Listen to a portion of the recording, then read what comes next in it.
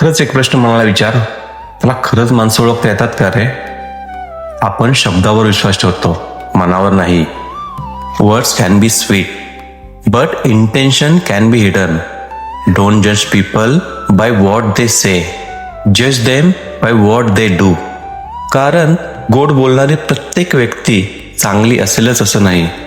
माझे तुकोबराय सांगतात, गोड बोलणे जगा पुण्य मोठे, तुका मने फुटे द्वेष त्याने. कटुवाणीने वाढे वैर, तुका मने फेर बोलीत आना.